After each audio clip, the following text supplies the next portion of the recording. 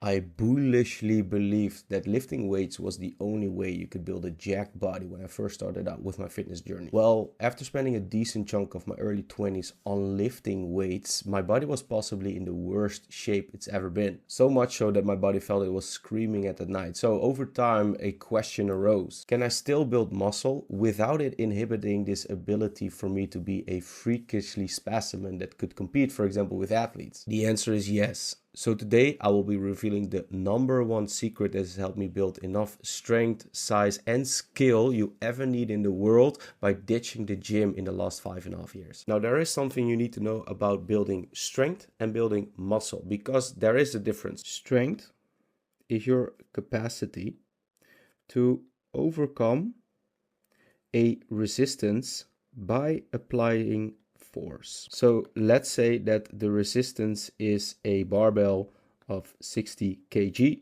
and you're trying to do an overhead press. Well, if you can't perform that overhead press by doing a 1 rep max, that means that you're not strong enough. Well, if you are capable of doing a 1 rep max, meaning that you can push that 60 kilos overhead, you are strong enough. So your levels of strength are always relative to the resistance that you're trying to overcome. Now, in order to go from not being strong enough to being strong enough, you need muscle and you need to be able to contract that muscle, or those small muscle fibers that comprise a muscle. Now, critical is that more muscle does not equal more strength. Neither does more strength equal more muscle, because having more strength is a combination of your ability to recruit all of those specific muscle fibers that are inside of the muscle, and you want to enlarge the muscle so that eventually you have more muscle fibers to contract. You can have the best built car in the world with good chassis, a powerful engine, good brakes, but if you're a shitty driver, then probably you cannot really unlock its full potential. Conversely, you can have a really shitty car, but you're an excellent driver, and still you will not unlock its full potential. And in my opinion, this is the problem I faced with traditional lifting. It keeps the resistance stupidly simple, so the only objective is to scar tissue so it grows bigger. And that in a nutshell is basically what hypertrophy training is. You're changing the structure, the anatomy. But changing the structure doesn't automatically mean that you can also apply it, which is more about the function of the structure, the physiology. So what I've learned over the past 6 years is that we want to progressively generate more force for harder and sometimes even complexer demands, so that we grow muscle tissue, but we also densify muscle tissue. And this is for me what functional strength and size represents. So how do we get there? So if you think about it, every form of training is a functional way of training, even hypertrophy training. The only thing what we already discussed is hypertrophy training only focuses on increasing muscle size. That's it. Now, to increase the density of the muscle or the motor unit that we have, we need to do something else. And this concept is called neural drive. Now, to improve tissue density, we need to focus on one specific element, and that is improving the way our muscles and central nervous system communicate. And this is a concept called neural drive. So neural drive is nothing more than the communication, the interplay between the central nervous system sending a signal to the muscle to contract, and then giving a signal back towards the central nervous system on how much contractions were present in order to execute a task. So it's really a communication pathway. Now, what we want to do is we want to improve this communication so that it goes faster. We recruit more muscles. We improve the coordination between other muscles, and therefore increase the density of our muscle tissue. Now, the better you do all of these components, the higher the quality of your muscle fibers will be. So I often watch these videos where they compare certain disciplines with each other. And my favorite ones is when bodybuilders compete with gymnasts. And what often happens is that with almost everything, gymnasts outpace the bodybuilders in almost every element. And this is because they have muscles that are not only huge, but they also possess all of the other components that I just highlighted. It's like in this case, bodybuilders, they just play in a band with a lead singer, a guitarist, and a bass. But the gymnast plays an entire orchestra with multiple musicians, different categories, all to play a symphony all at once. Okay, so now that we know how to build size that is also pretty functional, let's talk the how. Remember what I said about making the resistance stupidly simple? Well, what we want to do is we want to make the resistance stupidly hard, because this is the way to build size that matters without feeling like you're C-3PO. How? By focusing on 3 principles. We always train full range of motion, utilizing both the muscles and the connective tissues like tendons and ligaments. We aim for very high and hard bodyweight skills to leverage all the components that makes a muscle grow and also dense. And we train with max intensity so that we can get quicker to the maximum threshold, stimulate it, and then have more time available for recovery and other pursuits in life. Now, there are 6 movement patterns in the sagittal plane, which are forwards and backwards movements that we want to build enough strength in. And those are upper body horizontal pushing and pulling, vertical pushing and pulling, and also working the anterior and posterior side of the legs. Now here I want to give a shout out towards Jack Woods, because he's one of the inspirations that has led me to follow these patterns religiously in the last months, after spending over 5 years working with previous coaches on variations of these patterns before. Now if we look at the 6 patterns, what they cover is shoulder flexion and shoulder extension in full range. So we got flexion,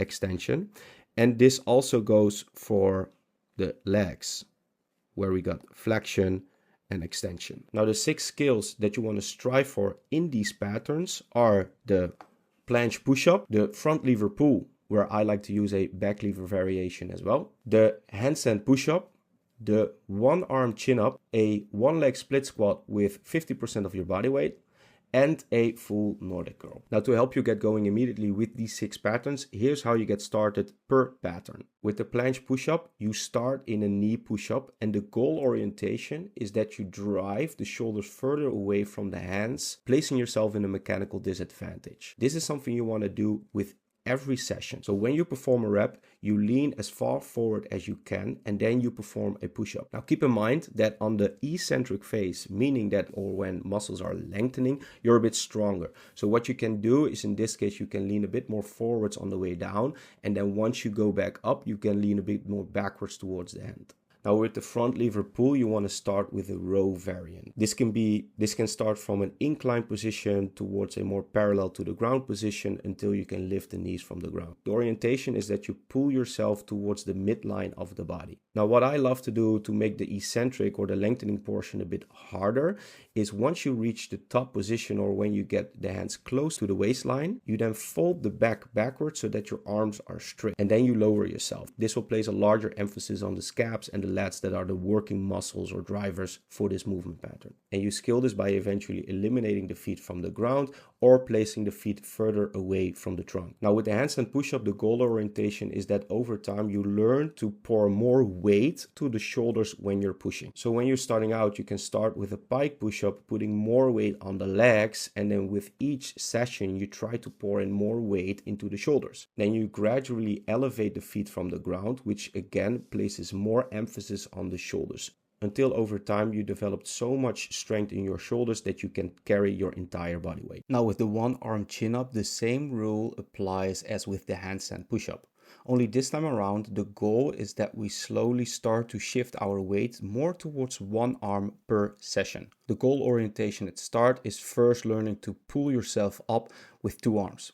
You do this by assisting yourself with the feet, and over time you're trying to alleviate that assistance from the feet and pull more weight into the arms. And then the next progression is working more towards a one arm pull by first leveraging the eccentric part. Then over time you make it harder until you can do a one arm chin up. Now with the one leg split squat, what I like to do is I like to work from a front split squat all the way up to a one leg squat with weights. So the goal orientation here is as well trying to pour more and more weight to the front leg. which is the leg we want to develop that strength in. So the less weight you have on the front leg, the easier it is. The more weight you have on the front leg, the harder it is.